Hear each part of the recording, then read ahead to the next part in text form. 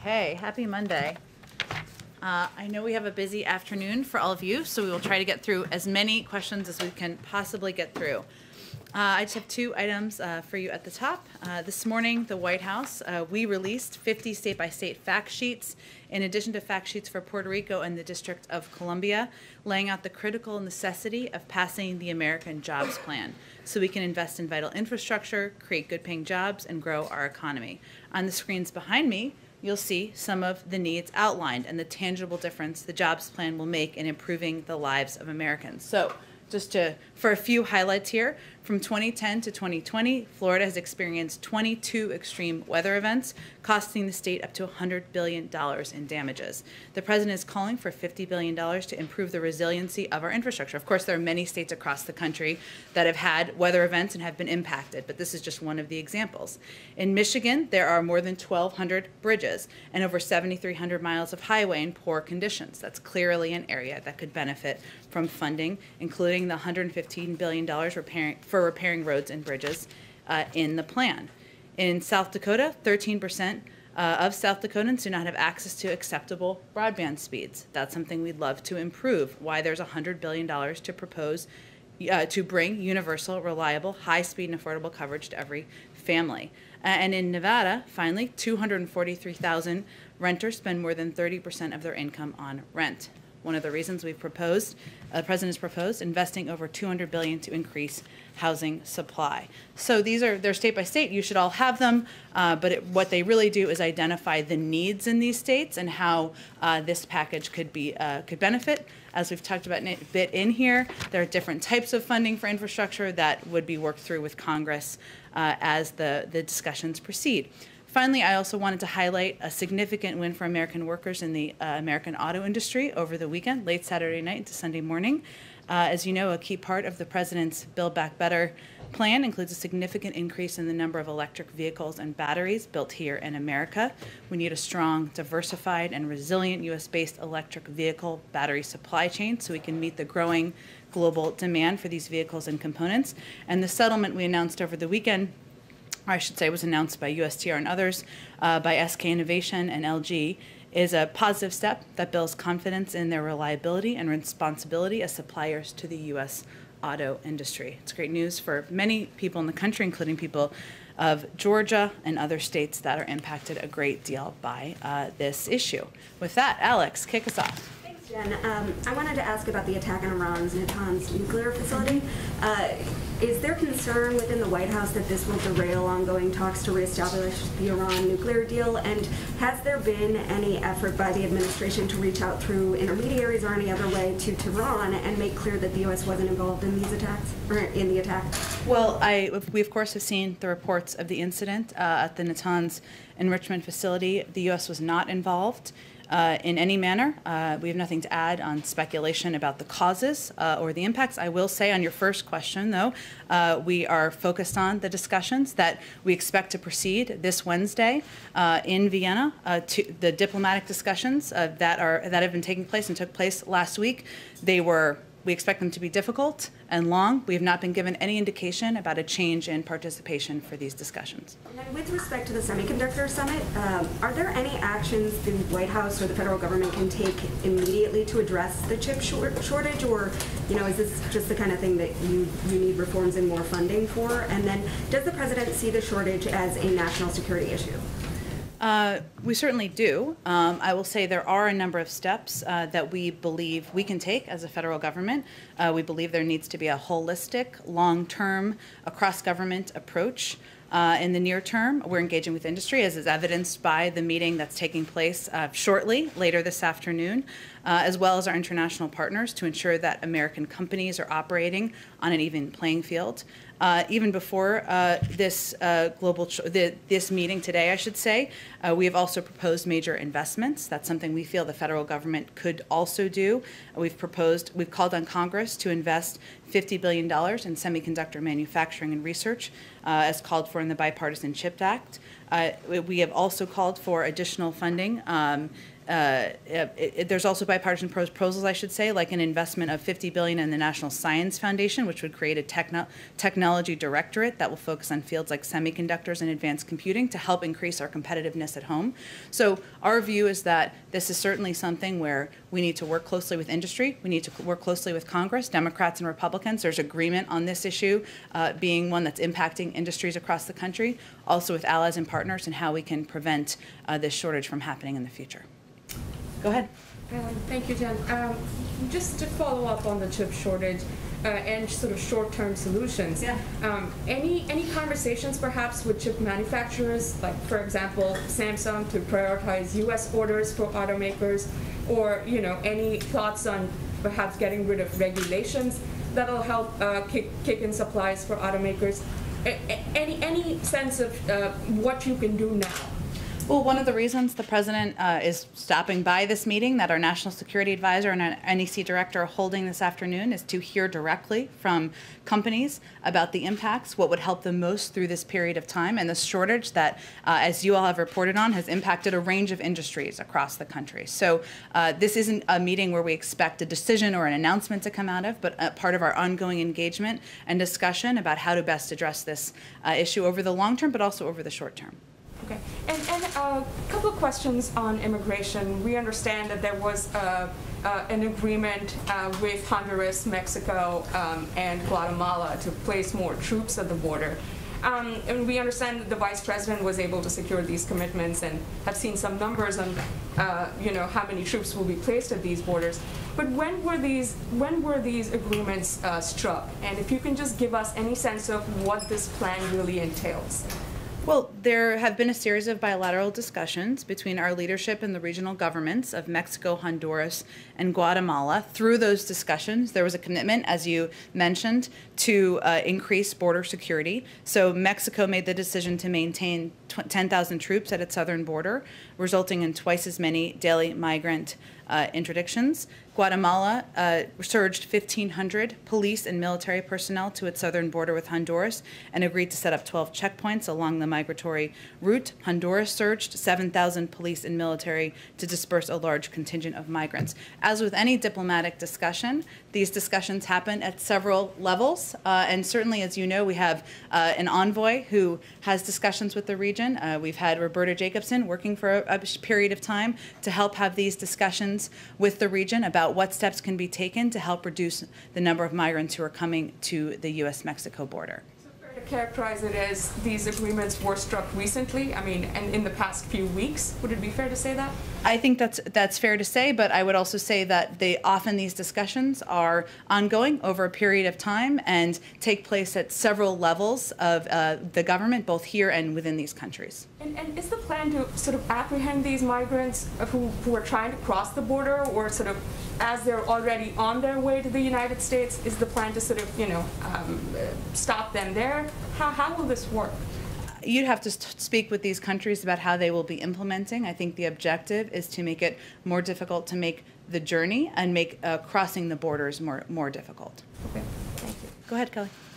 On Minnesota and another officer-involved shooting that resulted in the death of an African-American man, has the White House been in touch with Governor Walz, or are there any resources from the federal government that are being offered? And this comes at a time when obviously the Chauvin trial is progressing. Is there a federal plan for when that trial reaches its conclusion, whatever the outcome may be? And thirdly, I'm racing through them because we're short on time today. The president had promised as a candidate a police commission that Dr. Rice says will not go forward at this time. It seems obviously that officer-involved interactions with the public are intensely important at the moment. So first on Minnesota, and if you could address the police commission going forward. Sure, and just check me if I don't get to all of your questions. I will try to do my best. Let me first say that we are incredibly saddened. We were incredibly saddened to hear about the loss of life at the hands of law enforcement in Minnesota yesterday. The president has, of course, been briefed. He will have a few words he will share at the top of the Semiconductor event that will be starting shortly. Hence, we'll be moving through our questions here about his own thoughts. We are also in touch with the governor, in touch with the mayor, in touch with local law enforcement authorities as well. I would say it is a reminder of the pain, the anger, the trauma, the exhaustion that many communities across the country have felt as we see these incidents continue to occur within just a few miles of where the tragic events happened just a year ago. In terms of the police commission, we have been in very close contact over the course of several months back to the transition with both civil rights activists, with law enforcement authorities and the law enforcement community about what would be most effective moving forward. And as Dr. Rice conveyed, or I think the statement we put out, I should say, conveyed, we have made a decision in coordination that the best path forward is to work to pass the George Floyd Policing Act, that has a great deal of the content, of the policy changes, of the necessary reforms that we would all like to see in place. So that was a collective decision, and that's where our focus will be. And is this a delay, or do you expect it to just not go forward at all? Well, we expect, for the time being, for our focus to be on moving the legislation forward and not on the Policing Commission. Go ahead. You mentioned, the focus is now on passing the George Floyd Policing Act. It's been over a month since we've heard the president talk about this, though. We haven't seen a big push, at least not publicly, from this administration. What kind of steps are you taking to pressure Congress on this, and should we expect to see this sort of rise on the list of your priorities? You obviously have a very full plate. We do, but I would say that the president was addressing racial equity, ensuring that we are putting in place long overdue reforms. Real change is a priority for him. It is something he looks forward to continuing to discuss with members of Congress. He believes that there is a path forward, that this piece of legislation offers that path forward, and he certainly will use the power of his presidency to move it forward. You mentioned that civil rights groups recommended against this commission. Did they put forth other recommendations, steps that the White House can take while you try and pressure Congress, wait and hope that the Senate will act on them? Well, we, of course, are in very close touch with them. I think what is, I should say more specifically, we've been in touch with a range of groups, including the NAACP Legal Defense Fund, the Leadership Conference, as well as leading experts. And the strong consensus from all of these groups is that the work should be focused on trying to pass the George Floyd Act, and the commission would not be the most constructive way to deliver on our top priorities. So we are working together collectively to do exactly that. There are steps that we certainly will work in conjunction to take as they are possible, and some of them we've signed through executive orders, and we'll continue to communicate with these groups about what is most effective. Just quickly on infrastructure, the president is having this bipartisan meeting today, but what is your message to some congressional Republicans who have expressed skepticism about whether the White House is authentically interested in negotiating here, given how things played out with the COVID relief bill? Well, I would say that the president, you don't use the president of the United States' time multiple times over, including 2 infrastructure meetings, bipartisan infrastructure meetings he's already had, or the meeting today, if he did not want to authentically hear from the members attending about their ideas about how to move forward this package in a bipartisan manner. So is he willing to negotiate on the scope and the price tag, or just on ways to pay for this? He absolutely is. He looks forward to hearing their ideas, and his objective is to find a way forward where we can modernize our nation's infrastructure so we can compete with China. He's proposed a way to pay for it, which is what he thinks the responsible thing is to do, and he hopes they'll come to the table with ideas. Go ahead, Josh. I get asked for an update. On March 18th, you said that there was a stockpile of 7 million AstraZeneca doses, some of which were loaned to the Canadians and Mexicans. Can you give us a current number and say whether the president is considering sending more either to those countries or other countries?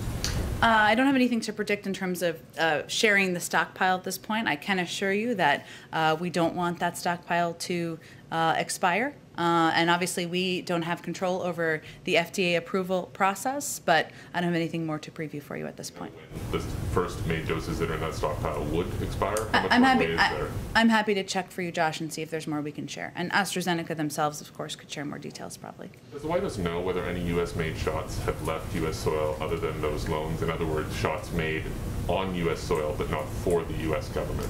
From the companies? Yeah, correct. So can the companies export currently as long as they're meeting their U.S. obligations? I think that's a question about their contracts. Obviously, we've had this discussion before.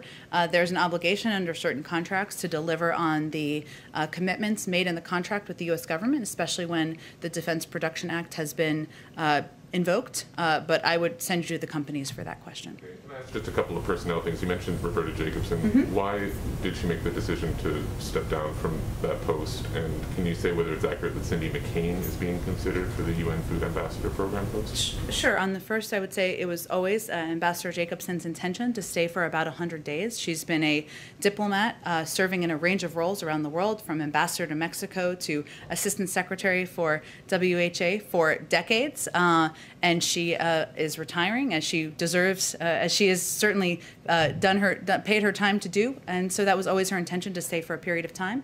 In that period of time, of course, we have also announced the naming of an envoy, Ricardo Zuniga, who has played a prominent role in the Western Hemisphere in the past for the U.S. government. He'll be playing that role. The president's asked the vice president to play an elevated role in engagements and negotiations with the Northern Triangle, hence our earlier discussion about her role there and the path forward there. So there are a range of officials who will continue to do this work. We were fortunate to have the work and the expertise and experience of Ambassador Jacobson as long as we have. There is an ongoing process on ambassadors. I know that there's a lot of eagerness and interest in learning more. It's ongoing. The president has not made the decision about the vast majority of his ambassadorial nominations. Thank you. Go ahead. Thanks, Jen. President Biden has made very clear that two of his top priorities for the infrastructure plan is to create jobs and to stimulate the economy. Last night on 60 Minutes, Jerome Powell said he and other forecasters already see that happening. So I wonder if the optimistic outlook changes the president's priorities in the plan at all and offers more wiggle room for negotiation in certain areas. Do you mean we don't need as many jobs? The goal of the plan is to create jobs and stimulate the economy, and they're saying that's already happening, which is a great thing. So is he willing to scale back on some of these items because we're already seeing growth? Well, I unfortunately, I regularly watch 60 Minutes. I did not see the whole episode, so I don't know the whole context of his remarks. But I will say that part of what economists feel is that we are still behind, that we need to still do more. Because if you look at our last jobs report, we were still about 8.4 million jobs in the red, that we needed to create, that we needed to Americans we needed to put back to work. There are still parts of the American population, high levels of unemployment among African Americans, Latino Americans, Asian Americans, that we need to work to address. This is definitely a jobs package, hence the American Jobs Plan. But what it also does is it helps modernize, invest in our nation's infrastructure, and do that in a way that will help us compete over the long term and help us have jobs for the future. So there are many objectives of this package, but certainly we feel there is more work to be done to put more Americans back to work, and we are not in the clear on that front. You. And on the state-by-state fact sheets that you released this morning, can you just share how that process happened, including who was involved in putting together the state-by-state reports, and what the metrics were to assign that final grade for each state? Well, it was done by a collection of smart and brilliant people on our economic team that you probably wouldn't necessarily identify on the street, but sounds like a good profile piece to me. But they work to identify what the needs are in the states. I don't know that I have the exact process to outline for you, but maybe you can work with state officials and local departments as well to decide what each state needs. What the needs are. I'm happy to check and see if there's more about the process that we can share. Okay, great. Thank Sure. you. Go ahead. Yes, you talked about paying for the infrastructure bill. Is the president set on raising the corporate tax rate as the way to do that, even though Republicans are saying it's a red line, or is that also open to negotiation? It's all open to negotiation, but I will say that having corporations pay their fair share, raising the rate to a rate that is still lower than it has been, aside from a few years since World War II, the president feels is an entirely reasonable, appropriate, effective way to pay for this package. There are other proposals that have been put out there, including user fees. The president doesn't feel that we should pay for this package on the backs of the American people, but he's certainly eager to hear ideas from Democrats and Republicans on alternatives. And then, Senator John Cornyn called Joe Biden's tweets unimaginably conventional and said that his comments were largely scripted and questioned whether he was really in charge. Does the White House have any reaction to that? Well, I can confirm that the President of the United States does not spend his time tweeting conspiracy theories. He spends his time working on behalf of the American people. Go ahead. Oh, go ahead. Josh, you went. Go ahead. Help me first? Yeah, go ahead. Great, thanks, Jen. So just to piggyback off of on the corporate tax rate, Yeah. Senator Manchin said that he only supports raising it to 25%, that that's his line in the sand. What's the White House response to that? And has the President or Secretary Buttigieg spoken to Manchin about that corporate tax rate? Well, we are in regular touch with a range of officials, senators, members of Congress. There have been dozens and dozens of meetings and briefings. I don't have a specific readout of our engagements with Senator Manchin. I'm sure he could share that with all of you. But I would say that we're certainly encouraged to hear that Senator Manchin is open to raising the corporate tax rate as a means of potentially paying for a historic investment in our nation's infrastructure, and most importantly, to creating jobs. And the president is happy to hear ideas or alternatives for how this plan and package should be paid for. His primary focus is on this investment, on creating jobs, on helping put back to work the millions of men and women who don't have college degrees, on ensuring we're evening the playing field, on doing what we can to compete with China over the long term. There are disagreements about how to pay for it. We're happy to have a discussion about that. And then two more quickly. There appears to be a large deployment of Russian land forces towards the border with Ukraine. What is the administration prepared to do if Russia moves to invade eastern Ukraine? Well, first let me say we are concerned, as I've said in the past, but we've been, of course, watching it over the course of the weekend about the increasing aggression of Russian forces on the border.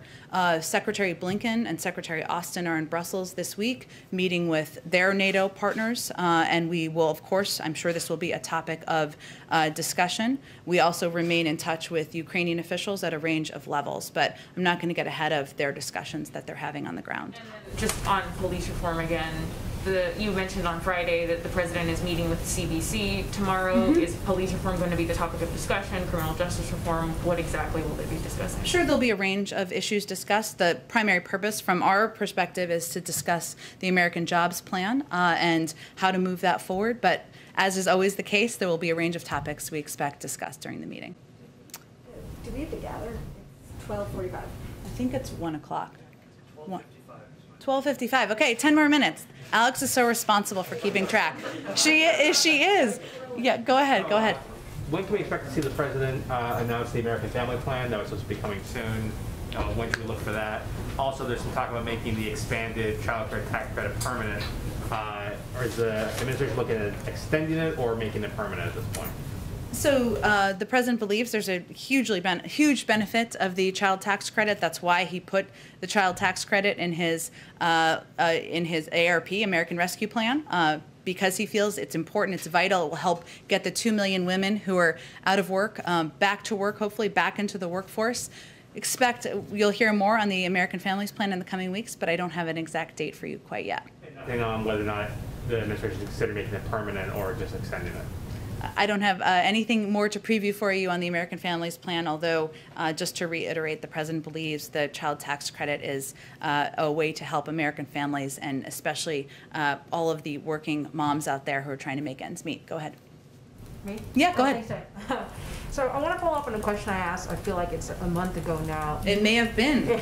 The New York Times last week came out with a story that Mississippi was having a hard time getting folks vaccinated, but it's not just Mississippi. It's a bunch of other rural states, Ohio, Oklahoma.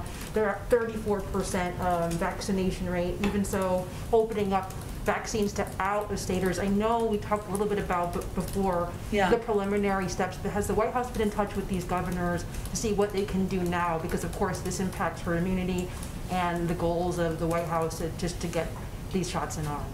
Well, there are a number of steps that we've taken in the recent weeks, including launching the Community Corps, which is our program to provide fact-based messages into the hands of local messengers. So we're now working with more than 4,000 organizations that have signed up so far across the country, including in a number of the states that you mentioned. We're also investing $3 billion to states and community-based organizations to strengthen vaccine confidence in the highest risk and hardest hit communities. And often people think of that as just Black and brown communities, and that is not. As you've noted, that is also conservative communities, white evangelicals. It's a range of communities around the country. What we found to be most effective is to work with these local organizations. So faith-based organizations, community health organizations, civic leaders, and others who can really get this message deeply in communities. We've also had a number of our members of our COVID team, from Dr. Fauci and Dr. Collins,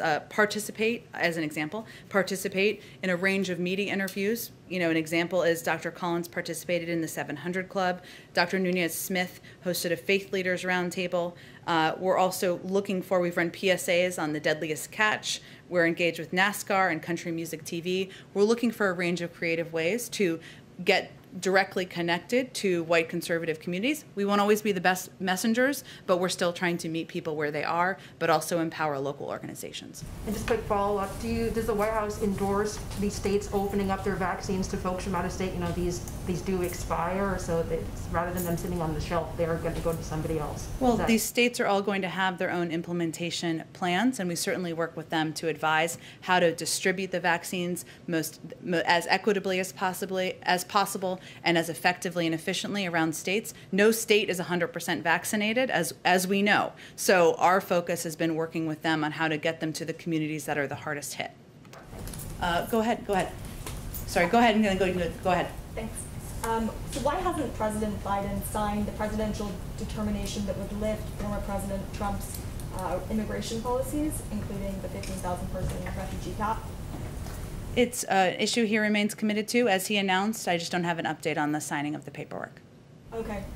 And equity was cited as the reason for which the White House decided against surging vaccines in Michigan. The administration is surging FEMA vaccinators. What makes the vaccine different? Well, I would say, I think it's important to understand how we've approached vaccine distribution from the beginning. It's done with equity in mind. It's done with the population, the adult population in mind. We don't pick by our friends. We don't pick through a political prism. We pick through what is most effective to be fair and equitable around the country. We also made an announcement during the transition that we were not going to hold on to a big supply. We distribute and get the supply out as quickly as possible. So that's why our focus is on working with states like Michigan to surge testing, surge tracing, surge the distribution of therapeutics, areas where we have the ability to provide additional help, additional resources, but we're not in a place, nor will we be, where we take supply from one state to give it to another. Okay, I see. Go ahead. Follow up on Brittany's question about vaccines. Do you think that the White House has had any part in this, in having a sort of maybe pessimistic message towards some Americans who are skeptical of this administration, who for partisan reasons or otherwise, to see vaccinated people in the cabinet or the president continuing to wear masks around each other, or hearing that things won't be back to normal as the vaccine continues to be distributed? Do you think that that is having a negative effect at all? On people, make sure I understand your question. On people not taking the vaccine? Yeah, people who are skeptical of the vaccine and who don't trust the Biden administration. Well, look, I think, one, we recognize we're not always the best messengers. That's why we're working with these local organizations and groups, because we certainly know that President Biden and Vice President Harris may not be the right voices in a range of communities across the country.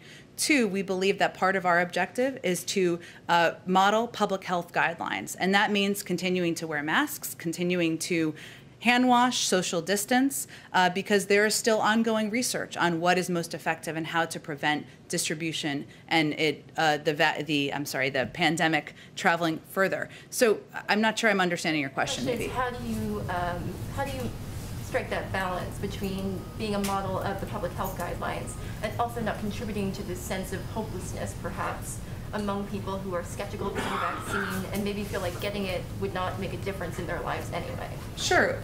yeah, I think a big part of what we're trying to do is provide accurate information about what getting a vaccine will enable the American people to do. Hence, the president gave a primetime address where he said, when the vaccine's accessible to you and you get it, we can work towards having backyard barbecues. We've also had a number of officials out there to convey, and we've had, obviously the CDC has put out guidance that says, if you're vaccinated, if your neighbors are vaccinated, you can have dinner inside together. It's a pandemic. We don't think it's easy. We know it's difficult. It's required a lot of sacrifice. But at the same time, we're trying to provide accurate public health-based guidance on what people can do once they have taken the vaccine. Go ahead in the back. Thank you very much, Jen. To East Asia question, if okay. I may. On John Kerry's potential visit to Shanghai, what's President Biden's expectation of that? Of John Kerry's visit? To Shanghai. Well, certainly he'll be focused on discussing climate and how we can work with leaders around the region to get control of the climate crisis. But I would send you to the State Department because that's where he works. And also on the CHIP summit, according to South Korea media, Korea Economic Daily, quote, industry watchers say following this White House meeting, Samsung may be forced to make a decision on its new U.S. factory sooner and build a production line for automotive chips, given the dire shortage of such chips in the United States. Well, I know we'll put out a readout after the meeting, but the purpose of the meeting is really to consult with these business leaders about how we can help address the shortage. Let me just get around to the back, and then I know you have to gather soon. Okay. Go ahead. Iran, immigration, they're all follow-ups. On Iran, the foreign minister is vowing revenge against Israel for its alleged attack on its nuclear facilities. Israel's not denied this. How concerned is the White House, is the president, that the actions of an ally potentially may be derailing efforts by the White House to get Iran back into compliance under the JCPOA? Well, I think I answered a version of this question earlier, but let me try again. We haven't talked about it. Well, again, we've seen the reports. We don't have anything more to speak to as it relates to the causes or who is responsible. Our focus is, of course, on the diplomatic path forward. We have not been given any indication that attendance at the discussions and that will proceed on Wednesday has changed. So that's where our focus is. But is there concern that the actions of an ally are derailing the U.S. I think I've efforts? answered your question. Did you have another one? I didn't think it was an answer. Okay. I'm sorry to hear that. I've answered it a couple times. Okay, let me just quickly follow up. Okay. And, let me try on Ukraine. The Secretary of State said that there will be consequences if Russia continues its escalation along the border. Can you give us a sense of what those range of options are? And then also, at what level does this escalation require President Biden to reach out to Vladimir Putin? Well, I would say that what we've long said is that there will be some consequences that are seen and some that are unseen. I'm not going to give you a menu of the options. When we're ready to announce them, we will announce them and share the details with all of you. Very quickly on immigration. Okay. With regard to the militarization of the borders in Central America, the agreements that have been secured, did the White House in any way secure any, or is the White House concerned, given the record number of children that have been making this trek, that they are at greater risk, given the fact that these are soldiers, not daycare workers? Well, I think the objective is to deter the journey, and so that's why our discussions with these countries involved increasing law enforcement capacity at the border. Is there a worry, though, about sort of this increased militarization, given? I didn't call it that. Those are your words, not mine. We worked with them to increase law enforcement at the border to deter the travel, which is a treacherous journey, where many lose their lives. I think we have to gather. Thank you so much. Okay. Expect anything on Afghanistan this week? I don't have anything to preview for you on the timeline. Okay. Thanks, everyone.